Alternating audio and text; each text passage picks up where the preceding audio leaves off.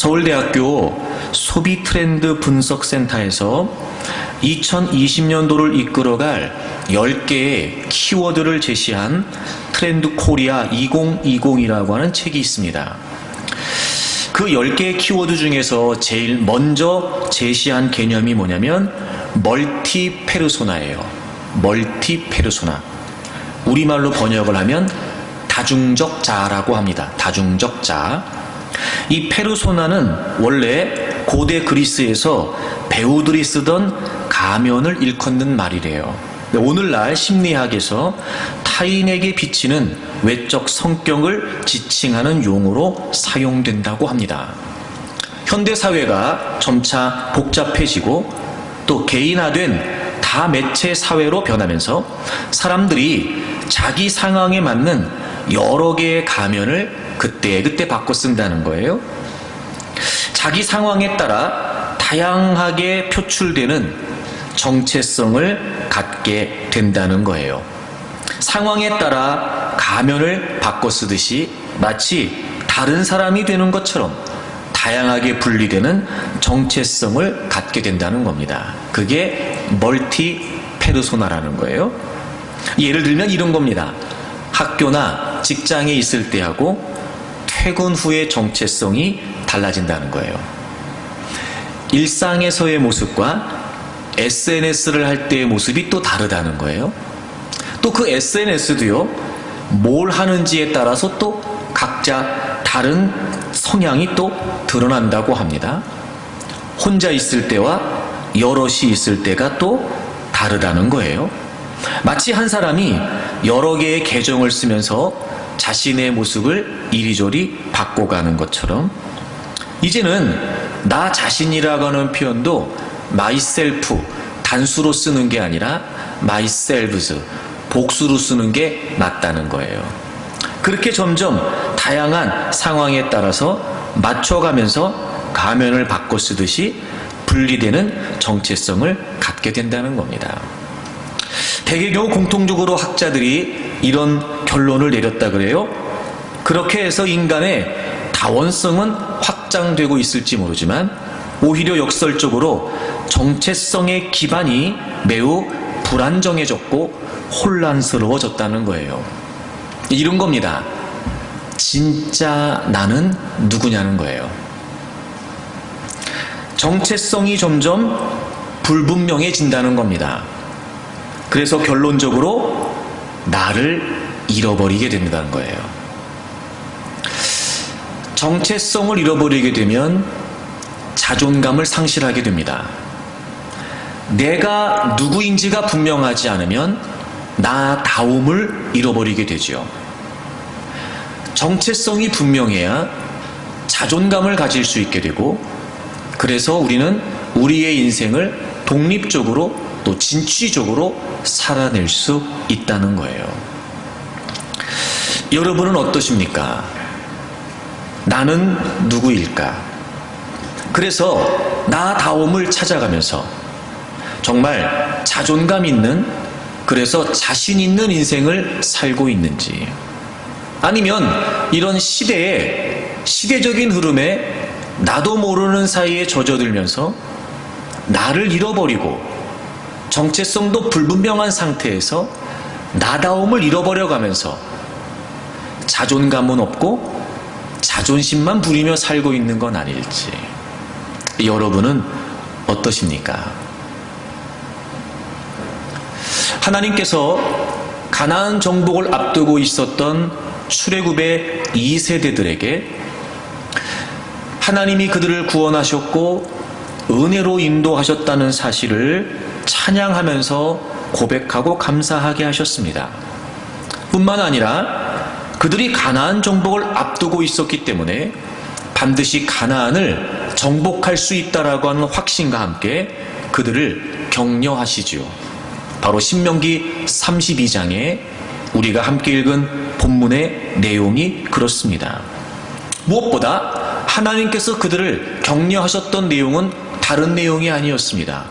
하나님이 누구신지, 하나님이 그들에게 어떤 분이신지를 기억하게 하셨고, 둘째로 하나님에게 있어 하나님의 백성이었던 그들이 누구였는지에 관해 하나님은 말씀해 주셨습니다. 하나님에게 있어서 하나님의 백성들이 어떤 의미인지, 즉 하나님의 백성으로서의 정체성을 그들에게 분명히 알려주셨고, 그 정체성, 하나님의 백성이라고 하는 정체성이 그들에게 자존감이 되어서 얼마든지 가나안을 정복할 수 있다는 확신을 주시기를 원하셨던 겁니다. 그도 그럴 것이, 이미 가나안은 차지하고 정착하고 견고한 성을 짓고 살아가는 족속들이 있었습니다. 하나님이 약속해 주신 땅은 분명했지만 거저 차지할 수 있는 땅은 아니었습니다.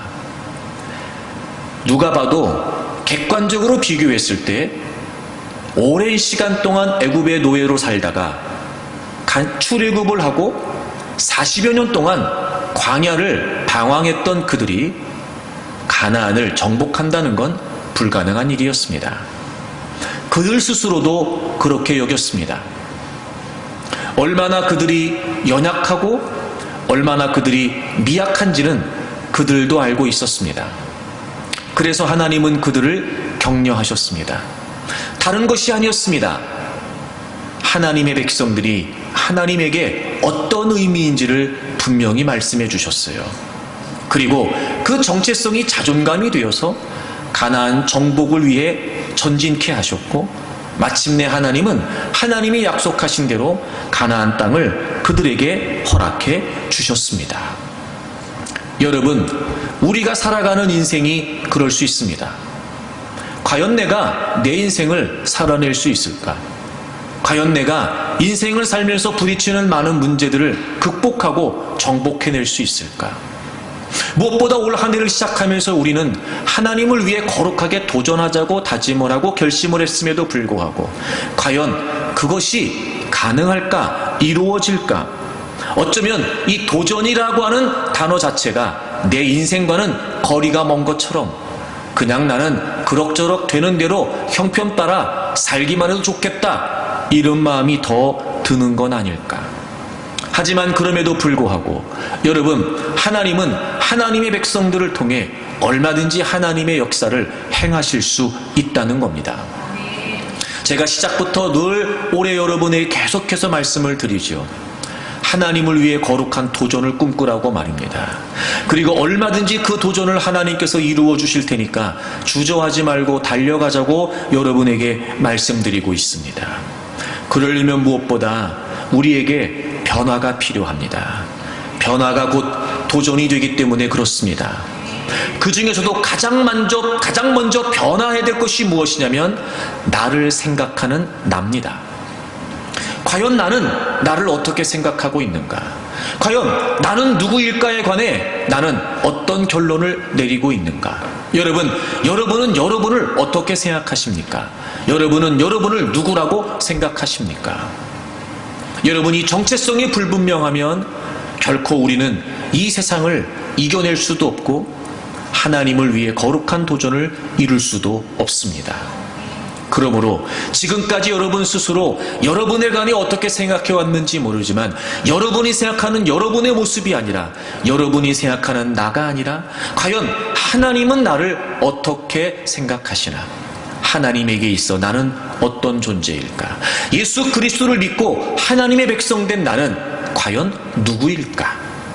여러분, 하나님의 관점으로 여러분의 정체성을 다시 세워갈 수 있기를 바랍니다.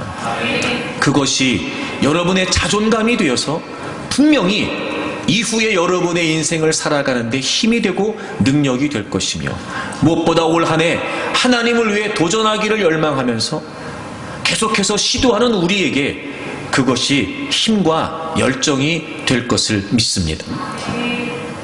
먼저 나는 누구일까? 하나님 백성으로서 나는 누구일까? 지난 주일에 그런 말씀 드렸어요. 우리는 하나님의 분깃이다. 분깃이다.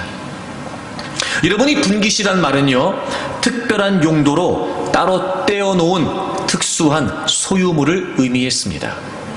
여러분, 하나님은요, 여러분 한 분 한 분을 향하신 분명한 목적과 기대를 갖고 계십니다.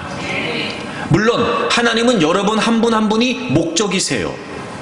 그랬기 때문에 여러분들을 위해 예수 그리스도를 포기하시고 희생하신 겁니다. 그리고 그런 하나님의 목적된 여러분들을 통해 이제 하나님은 남겨져 있는 하나님의 목적을 이루어가기를 원하세요. 여러분, 우리가 존재하는 건 결코 우연이 아니며 우리가 이 땅에서 생명을 연장해 가고 있는 것은 결코 저절로 되는 일이 아닙니다. 무엇보다 하나님의 분명한 목적과 하나님의 분명한 기대가 우리 안에 담겨져 있고, 그러므로 생명의 주인 되신 하나님께서는 오늘도 우리가 숨을 쉬고 살아갈 수 있게 하신다는 겁니다. 여러분 잊지 마십시오. 여러분 스스로가 여러분을 보는 여러분의 모습, 또 다른 누군가가 혹은 세상이 우리를 바라보는 모습은 어떨지 모르지만, 그럼에도 불구하고 우리는 하나님의 목적을 갖고 있는, 하나님의 기대를 담고 있는 하나님의 분깃이라고 하는 사실을 잊지 마십시오.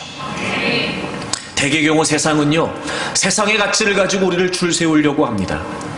대개 경우 세상은요, 끊임없이 그 세상의 가치를 가지고 우리에게 도전하고 공격해 옵니다. 그래서 우리 스스로가 아무것도 아닌 것처럼, 때로는 나 스스로가 쓸모없는 존재인 것처럼 자꾸 여러분 우리를 주눅들게 만들지요. 하지만 그렇지 않습니다. 분명히 여러분에게 말씀드릴 수 있는 것은 그 어떤 세상의 가치들도 여러분의 인생을 좌우하지 못합니다. 단 우리가 마치 그것이 내 인생인 것 같고 마치 그것으로 나의 정체성을 삼으려고 하니까 여러분, 그것이 내 인생을 좌우하는 것처럼 우리가 오해하고 있는 것일 뿐, 결코 그 어떤 것도 세상의 가치가 우리 인생을 좌우할 수 없다는 걸 잊지 않기를 바랍니다. 그러므로 여러분, 하나님이 나를 택하셨다는 것, 하나님이 나를 부르셨다는 것, 그리고 하나님이 나를 쓰시기를 원하신다는 것, 무엇보다 내가 하나님의 분깃이 되었다라고 하는 이 정체성이 우리의 삶의 자존감이 된다면, 여러분 모든 걸 다 잃어버리고 그래서 어쩔 수 없이라도 포기할 수밖에 없는 상황이 된다 할지라도 내 인생의 주인 되신 하나님께서 여전히 나를 포기하지 않으시다는 사실만 확신하면 얼마든지 우리는 다시 일어설 수 있다는 거예요. 여러분, 그 어떤 것 때문에 좌우되지 않기를 바랍니다. 여러분이 지금 나는 이게 나야 라고 생각했던 그 모든 것들을 좀 버릴 수 있기를 바랍니다. 그리고 나는 하나님의 분깃이다. 나는 하나님의 분깃이다. 여러분이 거룩한 정체성을 가지고 여러분이 어떤 상황에서도 어떤 형편에서도 늘 자신 있게 살아가는 분들이 되시기를 바랍니다. 여러분, 우리 성경을 좀 하나 찾아보겠습니다. 베드로후서 1장을 찾겠습니다. 베드로후서 1장 10절 우리 다 같이 읽겠습니다. 그러므로 형제들아, 더욱 힘써 너희 부르심과 택하심을 굳게 하라. 너희가 이것을 행한즉 언제든지 실족하지 아니하리라. 아멘. 여러분이 베드로후서는 당연히 베드로가 썼겠지요. 여러분, 베드로는요, 우리가 잘 알고 있는 것처럼 주님의 제자로 부름을 받았고 수제자로 여겨질 만큼 특별한 존재였습니다. 그럼에도 불구하고 그는 도무지 그런 그의 모습과는 믿겨지지 않을 만큼 예수님을 3번이나 부인하는 크나큰 실패를 경험하게 됩니다. 그런 베드로가 이렇게 우리에게 권면합니다. 그러므로 형제들아, 더욱 힘써 너희 부르심과 택하심을 굳게 해라. 너희가 이것을 행한즉 언제든지 실족하지 아니하리라. 큰 넘어짐이 있었던 베드로, 큰 실패가 있었던 베드로가 하는 말이니만큼 어쩌면 더 진지하고 그리고 더 중요하게 우리가 느껴야 될지도 모르겠습니다. 언제든지 실족하지 않을 수 있대요. 언제든지 넘어지지 않을 수 있답니다. 부르심과 택하심을 분명하게 하라는 거예요. 하나님이 우리를 부르셨다는 것, 그리고 하나님이 우리를 택하셨다는 것, 바로 그 일을 위해, 그 목적을 위해, 그 하나님의 뜻을 위해 하나님께서 우리를 부르셨고 택하셨다는 것 말입니다. 여러분, 이거 하나만 분명해도요, 우리가 아무리 우리를 뒤흔드는 인생의 큰 풍파를 만나도 넘어지지 않고 실족하지 않을 수 있답니다. 반대로 보면 자꾸 우리가 흔들리는 이유가 뭐냐면 내가 하나님의 분깃이라고 하는 정체성을 잃어버리고 사는 거예요. 내가 누구인지를 자꾸 놓치고 사는 거예요. 그래서 상황 따라, 형편 따라 내가 자꾸 바뀌는 거예요. 시대의 흐름에 따라, 세상의 분위기 따라 자꾸 거기에만 내가 맞춰가려고 하지, 내가 누구인지를 점점 망각하면서 사는 겁니다. 여러분, 하나님이 여러분을 부르셨다는 것, 하나님이 여러분을 택하셨다는 것, 하나밖에 없는 아들 예수 그리스도를 십자가에 대신 못 박으시고 우리를 부르셨다는 것 말입니다. 하나님은 얼마든지 하나님 스스로 자신의 일을 이루어 가실 수 있으나 그럼에도 불구하고 아무것도 아닌 보잘것없는 우리를 통해 하나님의 그 일들을 감당하시기를 원하셔서 우리를 그 일로 택하셨다는 것 말이에요. 여러분, 내가 하나님의 분깃이라는 것만 분명해도 얼마든지 우리의 인생을 자신 있게 살아갈 수 있습니다.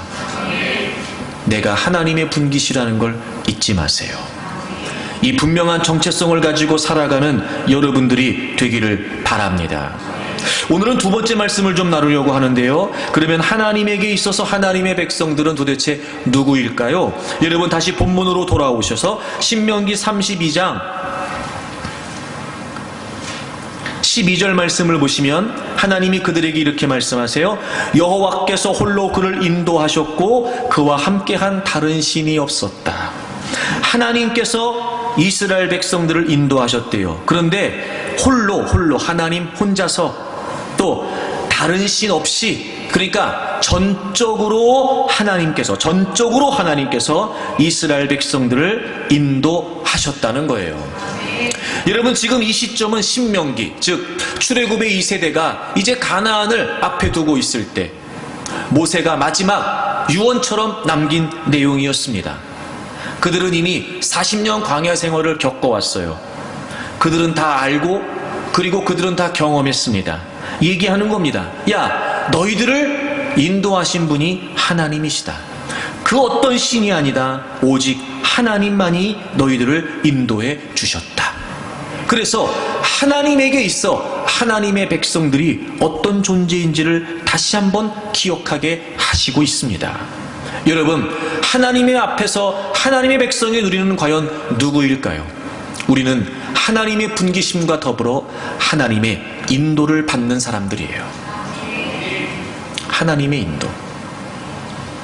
여러분, 우리가 인생을 살아가면서 정말 우리에게 자존감이 드는 게 뭘까요? 하나님이 나를 인도하신다는 거예요. 여러분 잊지 마십시오.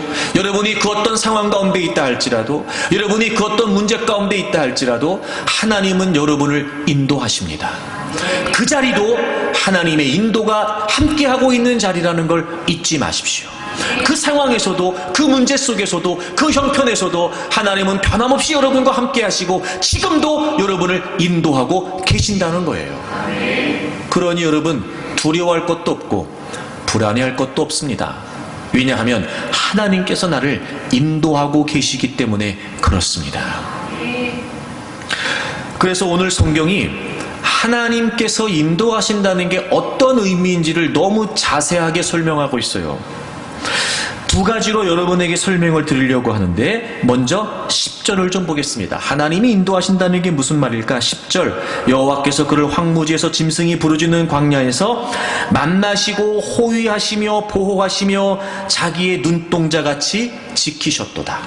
아, 여러분, 첫째, 하나님이 하나님의 백성들을 인도하신다는 게 무슨 말이냐면 지키신다는 거예요. 지키신다는 거예요. 여러분, 우리가 어떤 존재냐면요, 하나님이 우리를 지켜주신다는 거예요. 우리는요, 하나님의 보호를 받는 존재예요. 거기 보시면 만나시고 호위하시고 보호하시며 지키신다 이렇게 되어 있잖아요. 여러분이 만나신다라고 하는 표현이 어떤 표현이냐면요, 찾으신다는 거예요. 여러분 그거 아세요? 늘 하나님은 우리를 하나님의 시선 안에 두기를 원하세요. 그러니까 때로는 우리는 하나님을 모른 척하고 우리는 하나님을 바라보지 않을 때도요, 하나님은 늘 우리를 보고 계세요. 늘 우리를 하나님의 시선 안에 두고 계신다는 거예요. 이게 만나시고예요. 하나님은 우리를 찾으세요. 그러니까 마치 그런 거지요. 무슨 GPS가 달려있는 것처럼. 그러니까 하나님은요, 우리를 하나님의 눈길에서 뗄래야 떼실 수가 없는 거예요. 그렇게 늘 하나님은 우리를 살피세요. 이 호위하신다는 말이 무슨 말이냐면요, 여러분, 둘러싼다는 말이에요. 그러니까 보호하기 위해서 빈틈없이 주변을 둘러싼다. 그러니까 울타리가 되는 거예요. 울타리가 된다. 여러분, 하나님이 우리를 보호하실 때요, 어떻게 하시냐면 울타리를 치셔서 그 어떤 것들이 우리를 침범하지 못하도록, 그 어떤 것들이 우리를 해하지 못하도록 하나님이 빈틈없이 우리를 에워싸시고 보호해 주신다는 거예요. 그게 바로 지키신다는 거예요. 특히 여러분, 그곳이 어떤 곳이에요? 황무지 광야. 여러분, 이 단어만 들어도 상황이 느껴지시죠?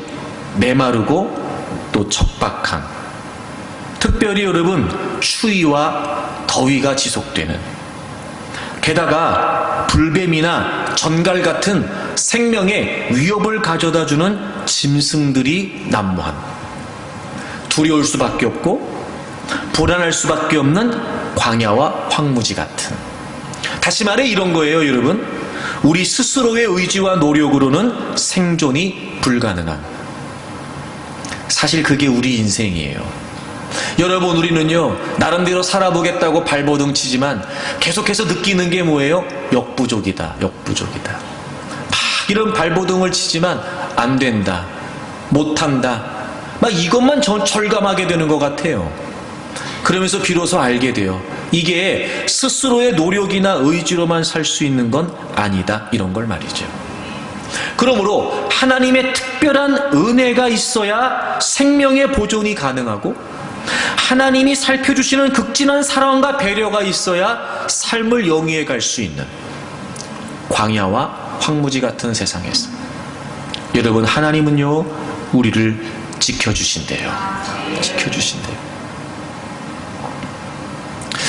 여러분, 지난 날을 생각해 보면 그런 하나님의 인도하심, 즉 하나님이 우리를 지키시는 보호가 있었기 때문에 우리가 살 수 있는 거예요. 만약에 그렇지 않았다면요, 벌써 여러분 우리의 인생은 어떻게 됐을지도 몰라요. 그런데 하나님은 위기 때마다, 우리가 어려움을 만날 때마다, 우리가 힘든 일을 겪을 때마다 하나님이 늘 우리를 지키시고 우리를 보호해 주셨어요. 그렇게 인도해 주셨어요. 그리고 여러분, 하나님의 백성된 우리는 여전히도 그 하나님의 보호를 받고 있다는 거지요. 그래서 한마디로 오늘 10절 맨 마지막에 보시면 자기의 눈동자같이 지키셨대요. 자기의 눈동자같이. 여러분이 눈동자같이 지키셨다는 말이 두 가지 의미가 있더라고요. 첫째는 무슨 의미냐면, 이 눈동자 같다라고 하는 말이 이런 말이래요. 눈 속에 비치는 사람이란 뜻이래요. 이 눈동자라는 말이. 그러니까 이런 거죠. 눈동자에 투영된 물체와 같이. 그러니까 우리가 뭘 바라보면 그 바라보는 그 물체가 우리의 눈동자 이렇게 맺히잖아요. 우리의 눈동자 이렇게 투영되잖아요. 그것처럼. 그러니까 하나님이 우리를 눈동자같이 지키신다는 게 뭐예요? 늘 하나님의 시야에 우리가 머물러 있다는 거예요. 하나님의 시야에. 늘 우리는 하나님의 눈동자에 맺혀 있는 거예요. 여러분, 한 분 한 분의 인생이 하나님의 눈동자에 다 맺혀 있단 말이에요. 그러니까 그만큼 가까이에서, 그만큼 밀접하고, 그리고 그만큼 철저하게 하나님이 우리를 지키신다는 거예요. 눈동자같이 지키신다는 건 또 이런 의미가 있더라고요. 여러분, 우리 몸에서 가장 민감하고 예민하게 지켜지는 게 눈이랍니다. 그러니까 우리 몸을 통제하는 이 머리에서 뇌에서 가장 민감하게 보호하고 지키는 게 눈이래요. 이 눈동자에 정말 엄청난 신비가 담겨져 있는데, 이게 자동으로 조절이 된대요. 자동으로. 그래서 예를 들어서 우리 눈에 어떤 먼지나 또는 그런 모래 같은 이물질이 들어오려고 하면 여러분도 아실 거예요. 나도 모르는 사이에 눈꺼풀이 딱 감겨요. 그래서 눈동자가 보호된다는 거예요. 근데 이게 어떻게 가능하냐면요. 다른 기관과 달리 이 눈은요, 굉장히 특수하게 되어 있는데, 이 눈에 30만 개의 회로가 있대요. 30만 개. 그리고 이 눈에 1억만 개의 신경세포가 있대요. 그래서 그 30만 개의 회로와 1억만 개의 신경세포가 아주 예민하게 우리 눈동자를 지킨다는 거예요. 기가 막히죠, 여러분. 이 눈동자같이 지키신다는 표현이 바로 그런 표현이에요. 아주 예민하게, 아주 철저하게, 최우선적으로 하나님이 우리를 지키신다는 거예요.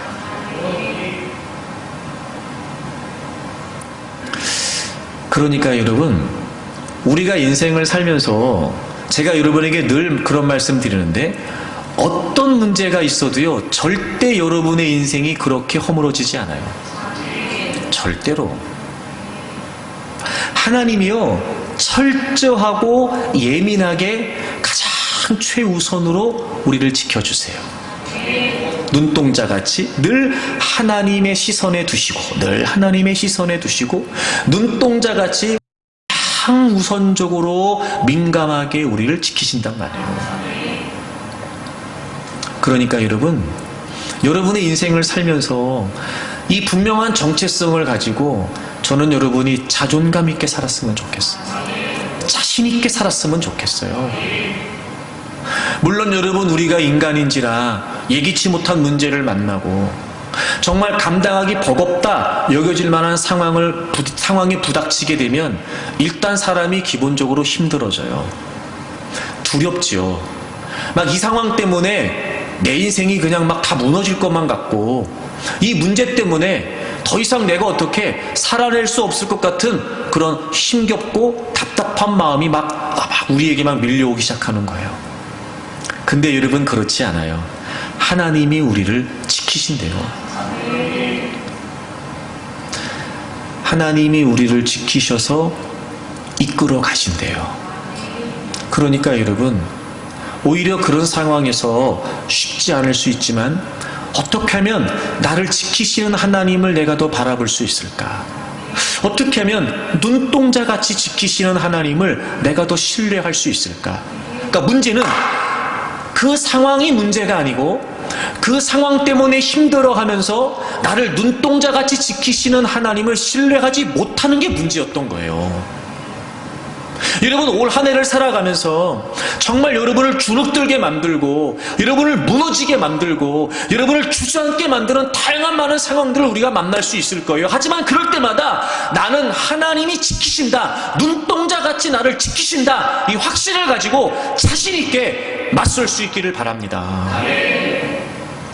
뒷걸음질 치지 말고, 지레 겁먹고 포기할 거 없고, 하나님이 나를 인도하신다는 확신을 갖고 오히려 결심하고 결단한 도전을 위해 더 힘차게 전진해 가는 거죠.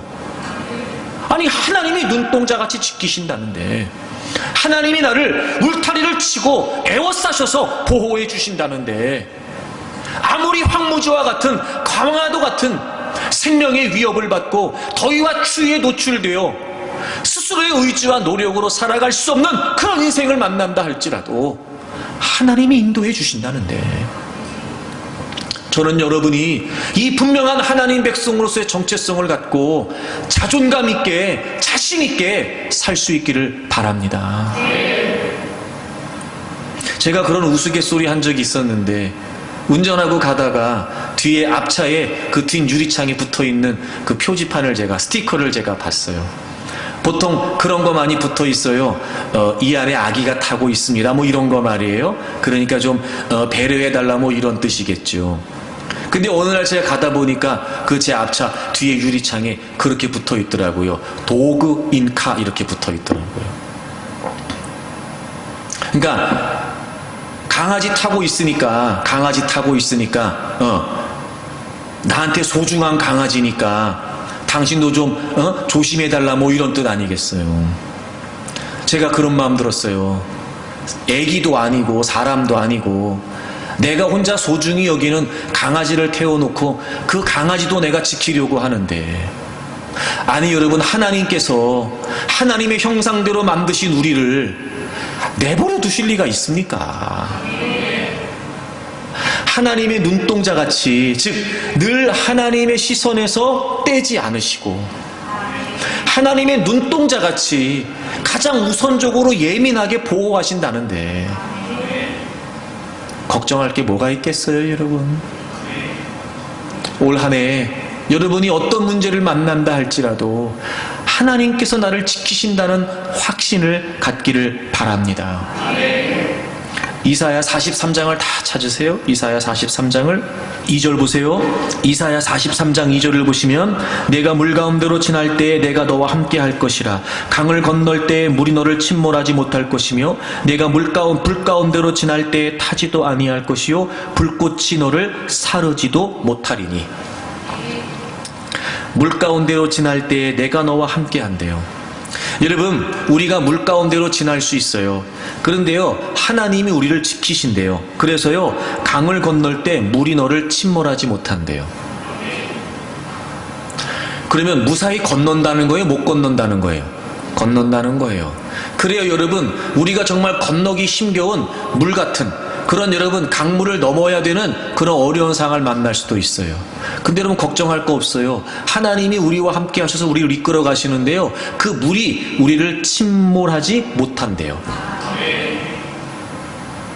그러니까 여러분, 자신 있게 가시라고요.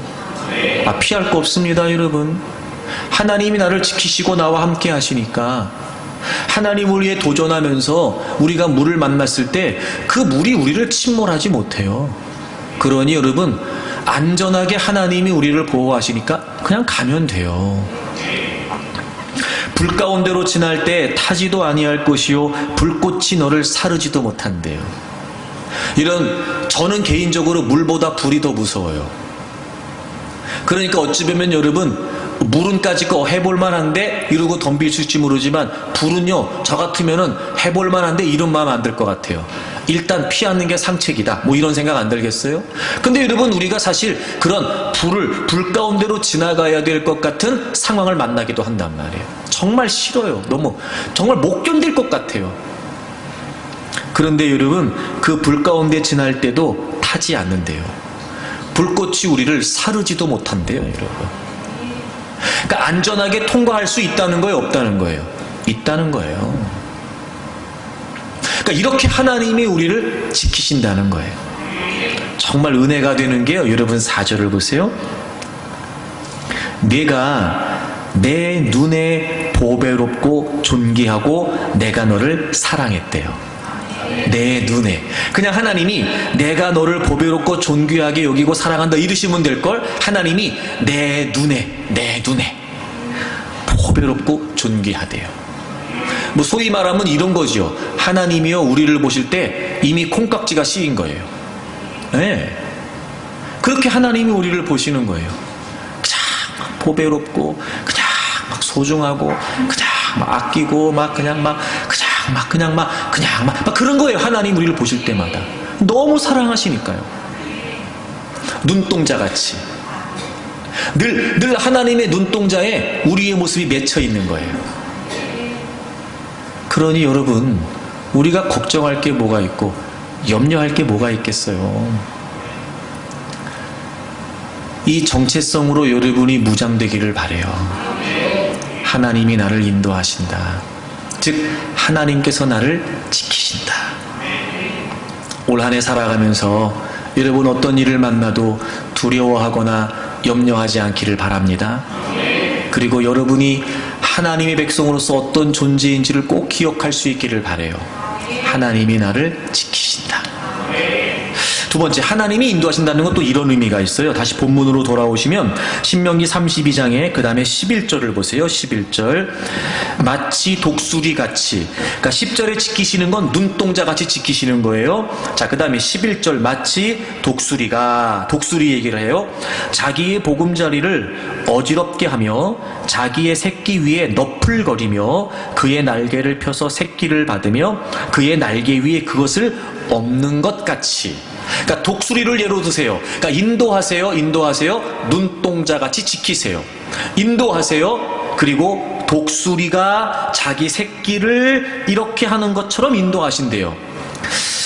여러분, 이 독수리가 보게 되면은요, 자기의 새끼들을 기를 때 이렇게 기른다네요. 거기 보시면 자기의 보금자리를 어지럽게 한다 이런 표현 나오잖아요. 이 어지럽게 한다는 말이 무슨 말이냐면 깨운다, 흔든다 이런 뜻이래요. 그러니까 왜 새들이 보통 여러분 짐작하시겠지만 새들은 둥지를 튼다 그러죠. 이렇게 높은 곳에 둥지를 틀어요. 이게 어떻게 하는 거냐면 그래서 새끼를 낳으면 새끼가 그 둥지에 있잖아요. 새끼가 둥지에 있어요. 근데 이 어미 독수리가 그 둥지를 막 뒤흔든다는 거예요. 뒤흔든다는 거예요. 그러면 어떻게 되겠어요? 그 둥지 안에 있는 새끼들이 당연히 밖으로 떨어지기 시작하겠죠. 일부러 그렇게 한다는 거예요. 그럼 일단 여러분 그 둥지에서부터 떨어지기 시작하면 이 독수리 새끼가 어떻게 하겠어요? 날려고 막 이렇게 하겠죠. 근데 새끼니까 날개가 제대로 날갯짓을 할 수 있겠어요? 제대로 단련이 안 돼 있었고 또 여러분 기능을 제대로 하겠냔 말이에요. 그러니까 막 아무리 여러분 발버둥 치면서 막 몸부림을 치면서 막 날갯짓을 해도요, 사실 이 새끼 독수리는요 난다 이런 개념은 아직 없는 거예요. 물론 속으로 그렇게 하겠죠. 세상에 믿을 놈 하나도 없네. 그러면서 막 떨어지면서 난리를 치겠죠. 그러면 이제 날아오르는 게 아니라 점점 바닥으로 추락하는 거예요. 그러면 여러분 거기 보세요. 자기 새끼 위에 너풀거린대요. 여러분이 너풀거린다는 말이 무슨 말이냐면 사랑과 관심을 갖고 부드럽게 움직인다는 말이에요. 그러니까 이런 거예요. 막 둥지를 흔들어요. 그럼 새끼가 떨어지겠죠. 그럼 그냥 내버려 두는 게 아니고요. 그 새끼를 사랑하는 마음으로 그 주위를 계속해서 돌고 있는 거예요. 어미 독수리가. 그다가 이제 땅에 곤두박질 칠 지경이 되면 그냥 놔두겠어요? 그래서 그 다음 그의 날개를 펴서 어미 독수리가 자기의 그 큰 날개를 딱 펴가지고 바닥에 곤두박질 치려고 하는 그 새끼를 싹 받는다는 거예요. 그리고 그 날개 위에 그것을 업고 다시 올라간다는 거예요.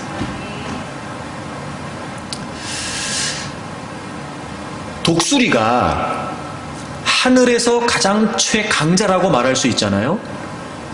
근데 그건 훈련된 어미 독수리가 그런 거지 새끼 독수리는 잡아먹히기 딱 좋은 거예요. 그런 새끼 독수리가 날 때부터 강한 독수리가 아니고요, 원래는 그냥 새끼 독수리에 불과해요. 근데 어미 독수리가 이런 거죠. 자존심이 있지, 가오가 있지. 독수리인데 독수리답게 키우는 거예요. 막 둥지를 뒤흔들어서 새끼 독수리는 그 둥지 안에서 가만히 있기를 원하겠죠. 근데 여러분 그렇게 되면 강한 독수리가 될 수 없잖아요. 떨어지면서 무슨 생각이 들지, 막 날갯짓을 하면서 날개가 떠는 날개를 가지고 막 퍼덕거리면서 그게 얼마나 힘들지 뭐 잘 모르겠지만 뭐 찢어지기도 하고 그러겠지요. 피도 나겠지요. 얼마나 아프겠어요. 그러나 그런 훈련과 연단이 없이는 강한 독수리가 될 수 없으니까 그 새끼 독수리를 가만히 둥지 속에 넣고 키우는 게 아니고요, 의도적으로 어미 독수리가 둥지를 막 흔드는 거예요. 툭 떨어지지요. 막 살겠다고 날갯짓을 하는데 택도 없죠. 여러분 택도 없죠. 그냥 바닥으로 곤두박질 칠 거예요. 그러나 여러분 그 주변을 정말 따뜻한 눈빛으로 바라보면서 그 주위를 떠날 수가 없는 거예요. 왜? 내 새끼니까. 계속 주시하고 있다가 위험한 지경에 다다르게 되면 새끼 독수리가 전혀 예상하지도 못했을 때 어미 독수리가 자기의 그 넓은 날개를 확 펴고서 새끼 독수리를 싹 받아내는 거예요. 그리고 또 올라가서 둥지에 놓고. 그런데 여러분 이게 한 번 하는 게 아니고요, 지속적으로 반복한다는 거예요. 새끼 독수리가 살았다 안심할 때쯤 또 어떻게 하겠어요? 막 뒤흔들겠죠. 또 떨어지고 또 날갯짓을 하고. 그런 걸 계속해서 반복하면서 힘들지 않진 않겠지만 그럼에도 불구하고 이 새끼 독수리는 자기도 모르는 사이에 큰 날개, 튼실한 날개, 그 어떤 새들도 따라올 수 없는 강한 날개를 소유하게 되는 거죠. 그리고 명실상부한 독수리, 바로 그 독수리가 되는 거예요. 여러분, 하나님이 우리를 인도하세요. 첫째, 눈동자같이 지키시지요. 두 번째, 독수리같이 훈련시키세요. 왜냐하면 우리 세상에 맞서서, 세상을 거슬러서 하나님의 나라와 하나님의 영광과 하나님의 이름을 선포해야 되는 그 주님의 이름 하나 가지고, 그 하나님의 이름 하나 가지고 세상을 정복하며 돌파하며 그리고 세상을 이겨야 되는 하나님의 백성들이니까, 때로는 우리의 연약함, 우리의 부족함, 우리의 모자람 때문에 세상에 짓밟히고, 세상 때문에 힘들어하고, 때로는 세상에 동화되고, 그렇게 연약한 모습으로 살아갈 게 뻔하니까 하나님은 우리를 강한 하나님의 군사로, 늘 승리하는 하나님의 백성들로 만드시기 위해 독수리같이 훈련시키시는 거예요. 때로는 여러분, 우리의 모난 부분을 깎아내시기도 할 거예요. 아프지요. 때로는 여러분, 우리의 모자란 부분을 채우시기도 할 거예요. 버겁습니다. 때로는 여러분, 우리가 나도 내가 뭐가 부족한지를 알지만 그럼에도 불구하고 우리가 갖고 있는 본성은 뭐예요? 그냥 살자는 거예요. 대충 살자는 거예요. 적당히 하자는 거예요. 근데 하나님은 그러실 수가 없어요. 하나님은 우리가 강한 하나님의 군사가 되어 이 세상을 거슬러서 세상을 하나님의 이름으로 정복하기를 원하시니까 하나님은 우리를 강하게 키우시기를 원하시는 거예요. 하지만 여러분, 잊지 마십시오. 어미 독수리가 그렇게 둥지를 뒤흔들어 새끼 독수리가 떨어질 때 그 주변을 너풀거리고 있듯이 하나님은 늘 우리를 주시하고 계신다는 거예요. 여러분, 그 어미 독수리가, 새끼 독수리가 그렇게 막 날갯짓을 할 때 눈길을 뗄 수가 없지요. 까딱 잘못하다가 그냥 바닥에 곤두박질 쳐가지고 죽을 수도 있는데, 그런 심정으로 늘 하나님은 우리를 늘 살피고 계시는 거예요. 하지만 우리가 더 강하고 더 견고한 믿음의 사람으로 가꾸어지기를 원하시니까 여러분, 하나님은 우리를 계속해서 그렇게 연단하고 훈련하신다는 거예요. 그러니 우리는 여러분, 당장 내가 연단과 훈련의 과정이 있다는 건 버거운 일일 수 있고, 때론 거부하고 싶기도 하고, 이렇게까지 내가 해야 되나 싶은 마음이 들기도 할 거예요. 하지만 한 가지 분명한 사실은 우리가 기대할 수 있잖아요. 지금 하나님이 나를 만지고 계시는구나. 하나님이 지금 나를 가꾸고 계시는구나. 그럼 일단 기본적으로 이런 거예요. 하나님이 나를 어떻게 더 하나님의 사람다운 모습으로 가꾸어 내실까 기대할 수 있잖아요. 또 하나 여러분, 그렇게 하나님이 나를 지금 계속해서 연단하고 계시는 걸 보면 하나님은 나에게 뭔가 중요한 일을 맡기고 계시는 거예요. 오히려 이 연단과 훈련의 과정도 그래서 우리에게는 감사한 일이 된다는 거예요. 하나님이 그렇게 인도하신다는 거예요. 그러니까 여러분, 올 한 해를 살아가면서 정말 우리가 하나님을 위해 거룩한 도전을 하기를 원한다면 우리가 능히 그 일을 감당해낼 만큼 하나님은 우리를 더 연단하실 거예요. 때로는요, 어쩔 수 없이라도 하나님을 찾게 하실지도 몰라요. 그런 어려운 시간들을 통해 정말 하나님께 기도하는 게 뭔지를 가르쳐 주시려고 하는지도 모르죠. 때로는 여러분, 우리가 그 연단의 시간을 겪으면서 나도 마주하고 싶지 않은 나의 부족한 모습과 나의 연약한 모습을 자꾸 내가 나를 바라봐야 될지도 몰라요. 하나님이 그렇게 내 모습을 들춰내시면서 너는 이래서 안 돼, 이게 아니고 너는 이렇지만 내가 너를 가꾸고 만들어서 내가 내 사람으로 쓰려고 한다, 이렇게 말씀하시는 거니까. 제가 이런 게 부족했군요. 제가 이런 게 모자랐네요. 하나님, 알겠습니다. 알고 있었는데 자꾸 제가 모른 척하고 있었습니다. 하지만 하나님, 이렇게 하나님이 저의 부끄러운 모습을 들춰내시는 걸 보면 하나님, 제가 이거 반드시 극복해내겠습니다. 하나님, 저 지금 이렇게 만들어가고 계시는 거지요? 감사합니다. 고맙습니다. 여러분, 그리고 오히려도 그 연단과 훈련의 시간을 우리가 적극적으로 통과할 수 있다면, 오히려 그 시간은 우리에게 소중하고 값진 시간이 될 거라고 믿습니다. 하나님이 우리를 눈동자같이 지키시고 하나님이 우리를 독수리같이 연단하세요. 한 가지 분명한 건, 자, 시편을 찾으세요. 이 연단의 시간에 우리가 확실히 믿어야 될 거, 자, 시편 66편을 찾으세요. 시편 66편 12절을 보시면 10절, 11절, 12절 앞부분까지 하나님 우리를 다 연단하신다는 거예요. 12절 보세요. 사람들이 우리 머리를 타고 가게 하셨나이다. 우리가 불가물을 통과하였더니, 그 다음 보세요. 주께서 우리를 끌어내사 풍부한 곳에 들이셨나이다. 풍부한 곳. 여러분, 이 풍부한 곳이 뭐냐면요, 모든 것이 차고 넘친다는 거예요. 그러니까 이 훈련의 결과, 이 연단의 결과가 뭐냐면 모든 것이 차고 넘치는, 마치 이런 거죠. 야고보서 1장에 있는 것처럼 온전하고 구비하여 부족함이 없는.